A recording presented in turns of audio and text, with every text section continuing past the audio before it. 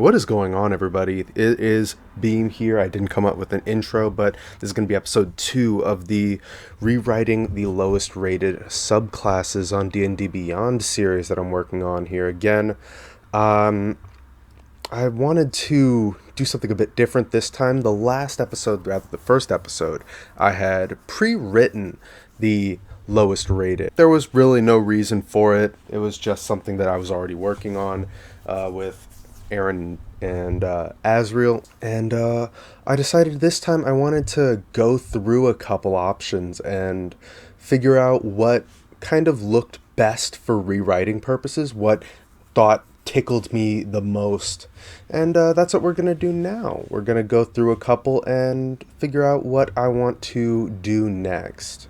So let's see here. Going down from the bottom of the list here, we've got a couple of options. All of these are the lowest rated subclasses.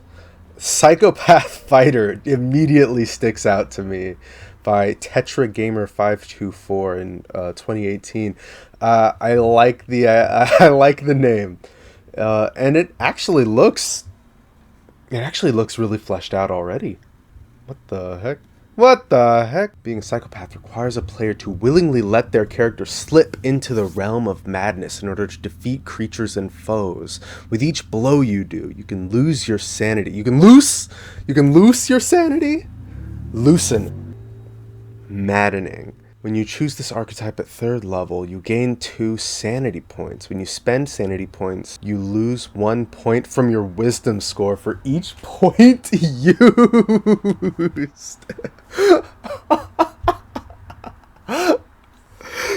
No, dog.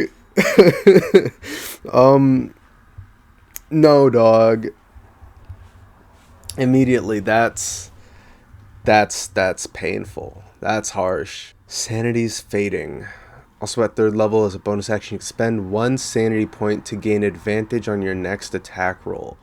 So, at 3rd level, this is a worse version of the Samurai's 3rd level thing, where they just get to do this a number of times equal to their proficiency modifier, and they get temporary hit points on top of the advantage on their next attack roll. That definitely could use some work. That like, the idea is there. Definitely. And it's only your next attack roll. It's not like your next attack, being that you're a fighter, you get the extra attack. It's just your next attack roll. That's pretty rough. Precise slash. Why would it be precise? Since you're insane, I feel like you would lose your precision. When you make an attack with a finesse weapon. Okay, let's read this from the start. At 7th level, you gain a slash die, which is an extra d6. When you make an attack with a finesse weapon and the attack hits, you spend 2 sanity points to roll this die. At 7th level, you only get a bonus of 1d6 damage for 2 sanity dice. How many times do you gain sanity points? Does it say? No, you're just stuck at 2 sanity points for the rest of the game. That's another thing that needs to change. I like the idea of sanity points, and I like the idea of, like, increasing slashing damage. Like, this is a person who fights, like, tooth and nail. Like, they just, like, eschew skill, they eschew preparation, and they're just clawing at you. They're so insane. I like that. Maybe we could do something like, I like the bonus to the slashing damage.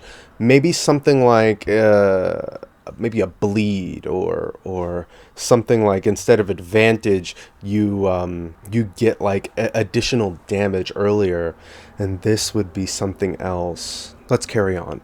The result on the die allows a certain effect to take place. Refer to the table. 1 to 2, the target takes bonus slashing damage, 2 bonus slashing damage. 3 to 4, they take 3 bonus slashing and are frightened of you. 5 to 6, they take 4 bonus and considered bleeding. Great minds, Mr. Gamer. Let's go, Mr. Tetra Gamer. Okay, I like this though. This definitely you need some work, but There is an idea here, and I like the idea. Psychotic laughter at level 15, you spend 2 sanity points. See, we're gonna have to increase the sanity points that you get. There's gonna be a threshold that gives you sanity points at certain levels. That needs to happen. People within 10 feet of you make a wisdom saving throw. Oh, this is just one creature? This should be an area of effect within 10 feet. At 15th level, this should be like 20 feet. DC should be 8 plus charisma. There's never any reason for you to... Here's a problem that people who write subclasses fall into when they're writing them. They use a stat that otherwise is never ever used within the subclass. So it doesn't really make any sense to introduce that stat later down the line.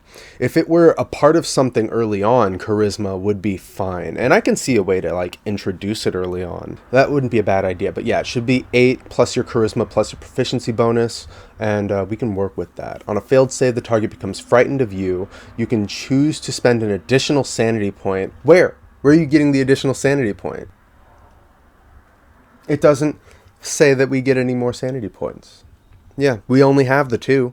Yeah, we only have the 2, so there is no way to spend additional sanity points, unfortunately. But to amplify the effects, and the amplified effect says, by spending additional sanity points, you force the target to make an additional wisdom saving throw at a DC 13.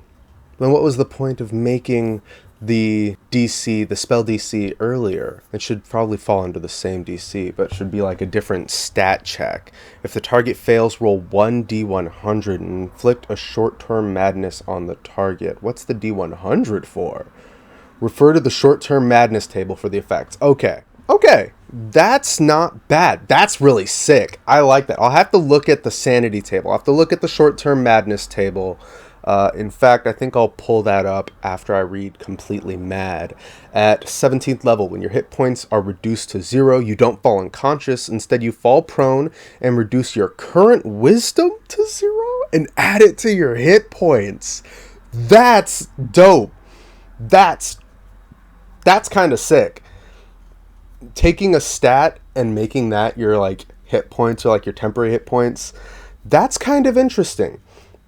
If you take any damage in this time, you permanently lose that number from your wisdom score. That's less interesting. That kind of sucks. Tetra Gamer. I don't know if you know this, but like any stat that gets lower than 3, you kind of just like die. Like if your stat becomes lower than 3, your body can no longer function. Your body or your mind can just no longer function because no stat should be ever that low. Monsters can get that low because they're like inhuman, but humans have like physical limitations that prevent their bodies from being able to handle that. And I know that in earlier editions it was like, oh yeah, if you get this low, you're just dead. I know in 5th edition that's not the case, but like you're never supposed to be able to get that low. There's like actual specific conditions that your body undergoes when it gets that low, and that's bad. This lasts for 2 turns. Only 2 turns. That's so short. At the end of each of those turns, you must make a Constitution saving throw or fall unconscious and fail 1 death saving throw. That's too many negatives for such a small positive. But that's very easily fixed, and I really like the idea of a person who is just like gone insane. They have like a crown of madness effect on themselves where they just attack whatever's close by. I like that. So this is definitely not terrible. I can work with this. Today on D&D Beyond, we are going to be rewriting the Psychopath fighter. So let's do this!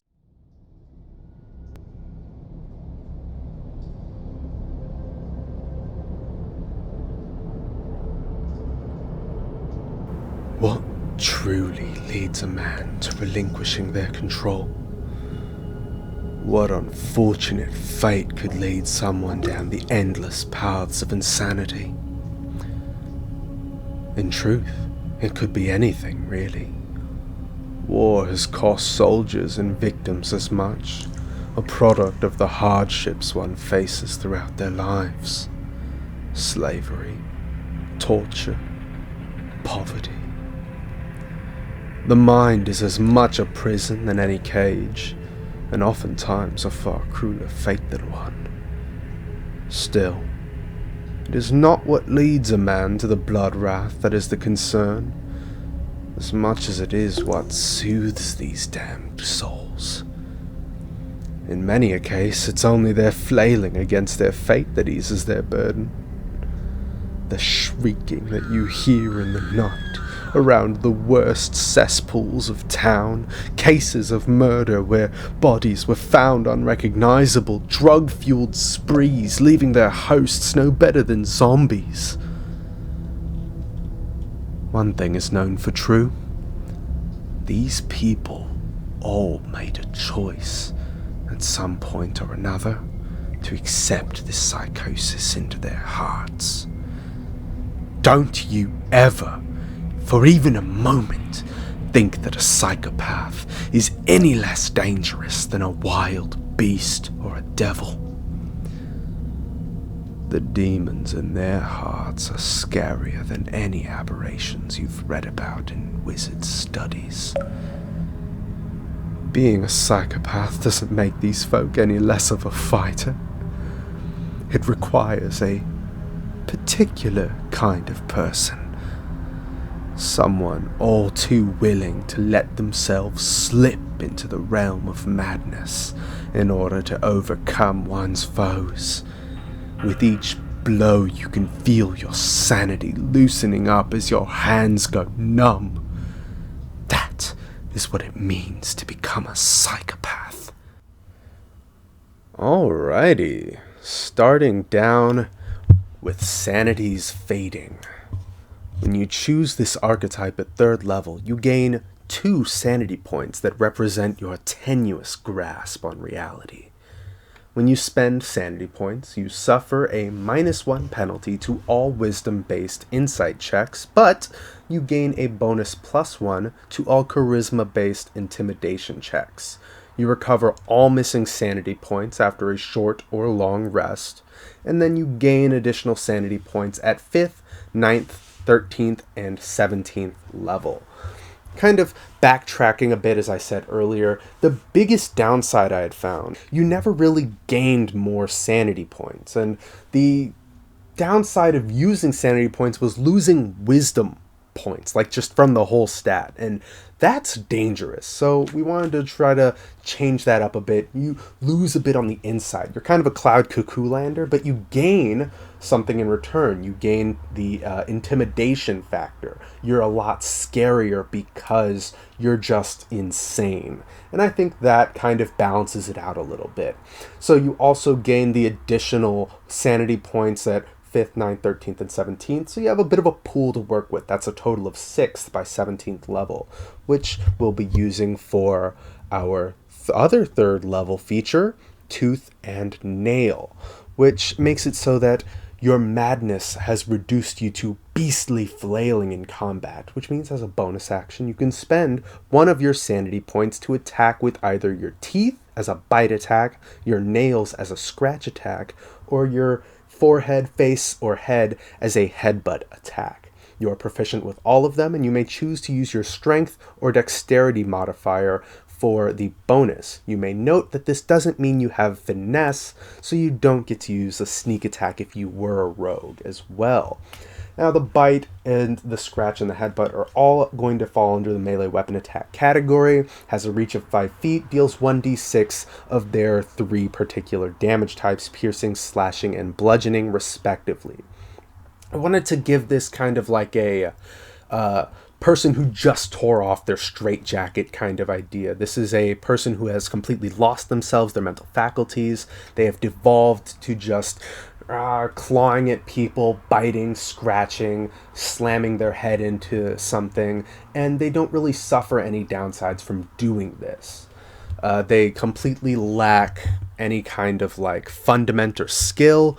There's no finesse, there's no grace. This is just the flailing of a wild, ravenous beast, truly an insane creature. That's what I wanted to go for here with the 2 3rd level features. And moving on, we have the 7th level feature, Rip and Gnash.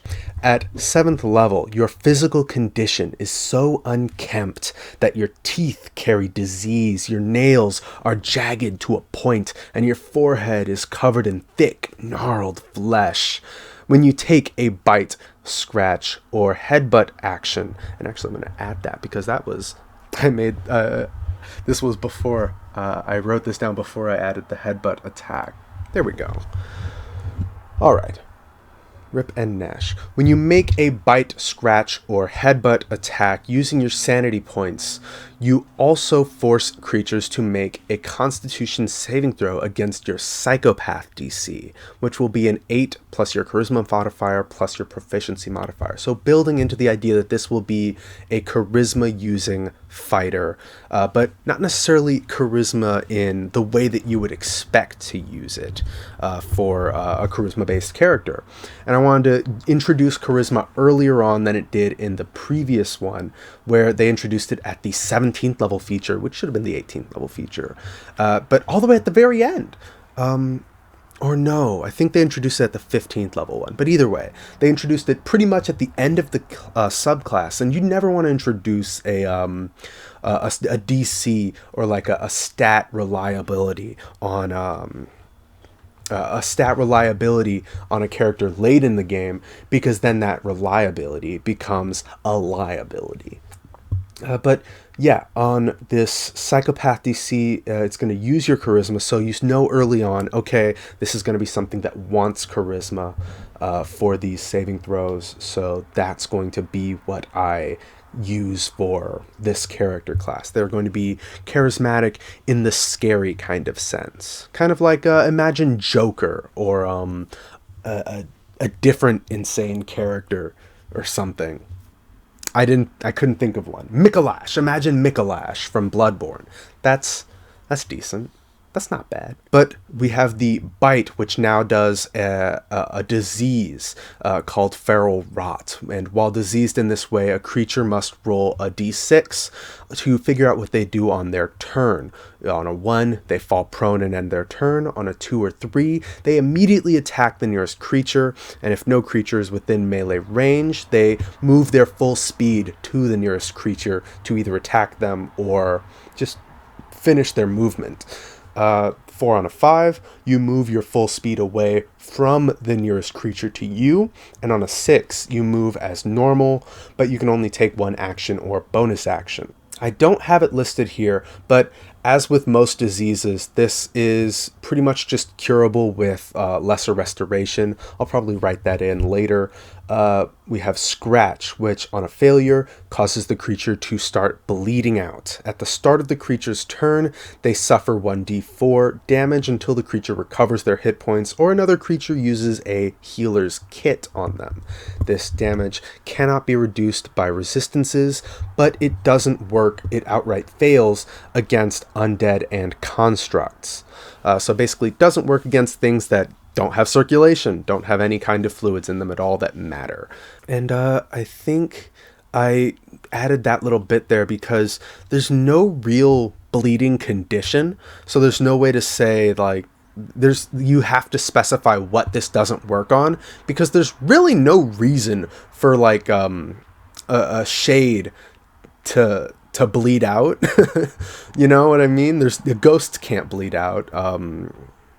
Stone golems can't bleed out. I guess elementals also fall under that purview, but certain elementals are flesh and blood and other elementals aren't, so I guess that really falls under whatever the DM wants to decide is affected by it or isn't. It's kind of a nebulous concept, bleeding. And then finally there is the headbutt, the most simple and the most reliable. On a failure, the creature becomes stunned until the end of your next turn. I have given them Stunning Strike. Fuck you, monks. I don't mean that. Monks are fine. Moving on to the 10th level feature, Psychotic Laughter. I did really like the psychotic laughter feature that they had, and I pretty much kept this almost identical.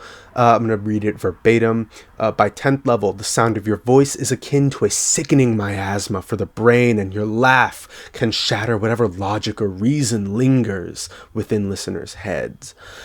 You can spend 2 sanity points to force all creatures within 15 feet of you to make a wisdom saving throw against your psychopath DC. Creatures that fail become frightened of you until the end of their next turn. On their turn, they must spend their movement and action getting as far away from you as possible. Additionally, you have advantage on all charisma saving throws, all charisma intimidation checks, that you make while you are missing 1 or more sanity points. You can also spend a sanity point while making a charisma-based intimidation check to force that creature to make a wisdom saving throw against your psychopath DC. If the creature fails, they become both charmed and frightened by you.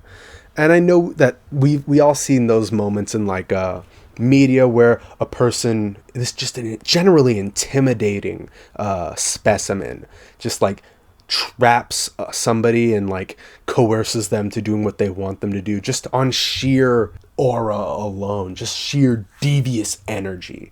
And I like the idea of a person being so goddamn scary, just so terrifying, that when they tell you to do something, you're like, yes, please God, I'll do this for you, don't kill me, please.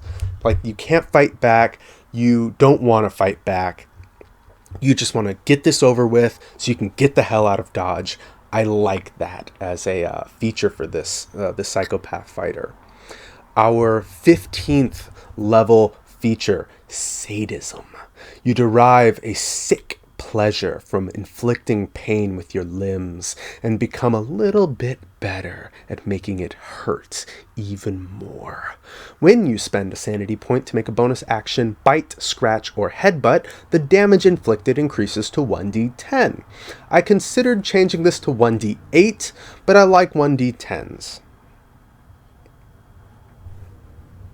Additionally, if the attack reduces a creature's hit points to 0, you recover hit points equal to your charisma modifier, representing your sick, twisted thrill, your pleasure in inflicting pain. Did you mean sadism? And your constitution modifier, resembling your actual resolve kind of coming back to you. And the sanity point is refunded. This was entirely Asriel's ability. He designed this one, even named it. Fucking love this one. Sadism, really sick, really simple, really good bonus feature. And then finally, Psychosis Incarnate at level 18. Your madness appears to bleed into reality, warping the sanity of those who even perceive you. Truly, even the most horrid and eldritch creations from the deepest abyss could not harm your broken mind. You gain resistance to psychic damage and against the frightened and charmed condition starting at this level. Additionally, at the start of combat, you can spend 2 sanity points to force all hostile creatures that can see you to make a wisdom saving throw against your psychopath DC. On a failure, a creature is inflicted with short-term madness until the end of that creature's turn.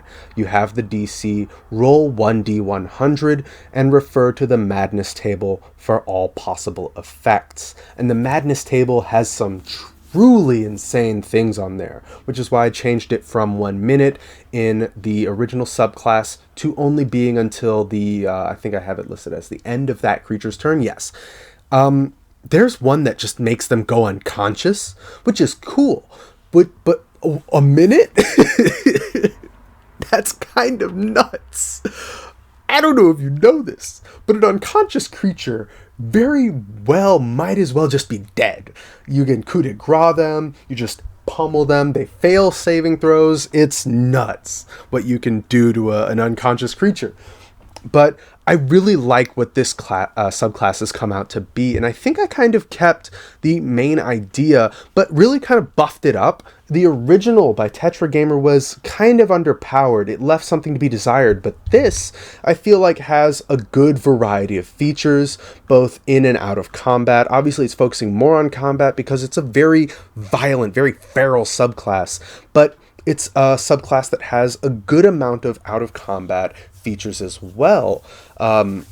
Especially when you consider that just like having an insanity aura, being able to like do the AoE fear thing out of combat, being able to charm people just by being scary, that's like really cool. I don't have a time limit listed here. I probably should. I probably will. We'll call that like 1 minute.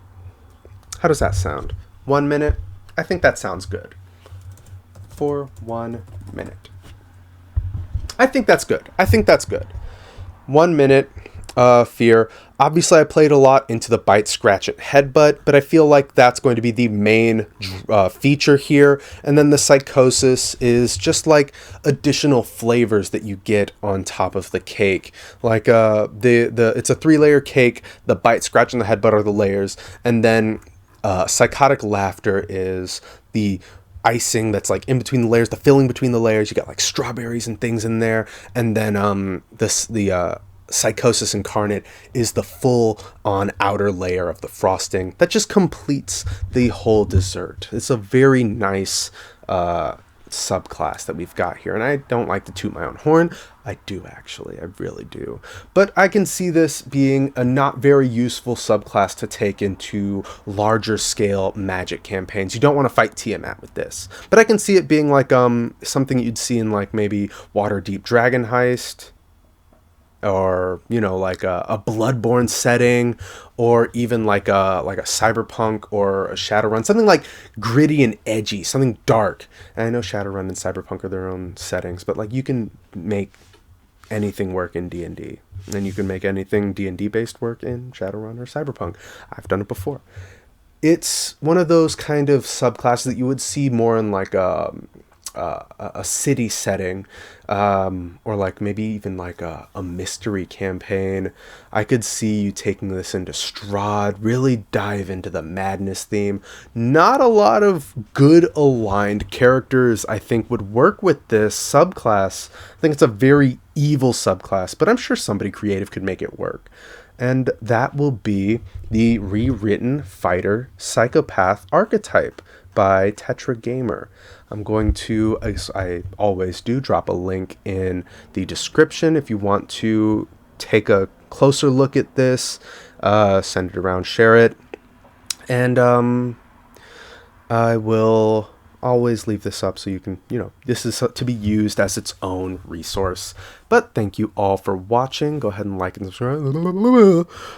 I want comments if you guys have any ideas for other subclasses, or want to see some of the subclasses that I've done as well. I think I might actually do my Oath of the Gorgon Paladin one, because there was an old Tumblr post about the Oath of the Gorgon and how it'd be a really cool Paladin subclass that I did a full thing for. So I might put that one up, but all of the others, I'll probably do like a separate thing if ever this becomes popular enough to warrant it.